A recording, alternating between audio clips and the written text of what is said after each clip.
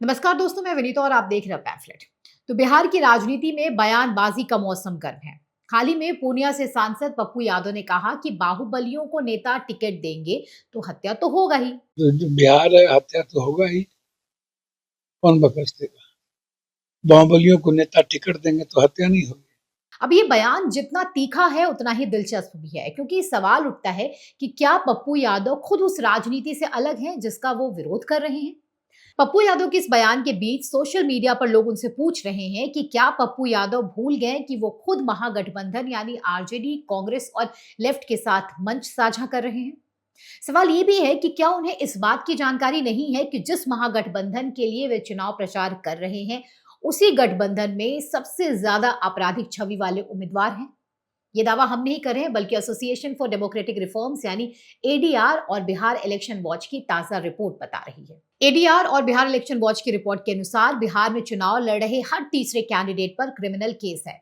ये report candidate के चुनाव आयोग में दिए गए एफिडेविट के आधार पर बनाई गई है। रिपोर्ट बताती है कि चुनाव लड़ रहे कुल 1303 उम्मीदवारों में से 32% पर क्रिमिनल केस दर्ज हैं। इनमें सबसे ज्यादा दागी उम्मीदवारों को टिकट देने वाली पार्टियां हैं राष्ट्रीय जनता दल यानी आरजेडी, कम्युनिस्ट पार्टियां जैसे सीपीआई, सीपीआईएम, सीपीआईएमएल और कांग्रेस।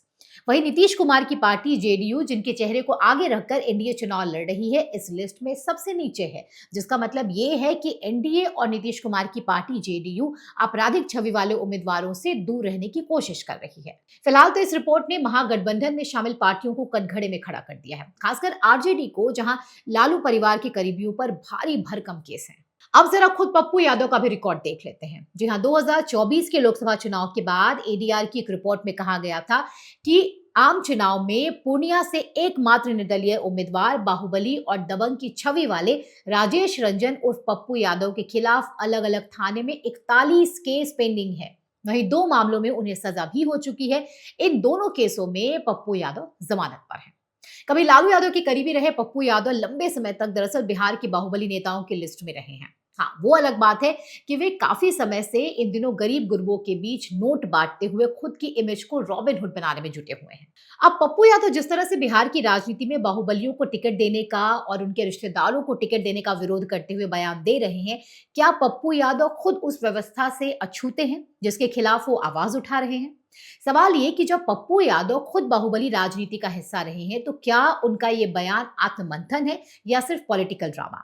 हमें कमेंट करके जरूर बताएं कि क्या पप्पू यादव का बयान ईमानदारी से दिया गया है या एक सियासी हथकंडा है। वीडियो अच्छा लगा हो तो लाइक करें, शेयर करें, साथ ही हमारे चैनल को सब्सक्राइब करना ना भूलें। धन्यवाद।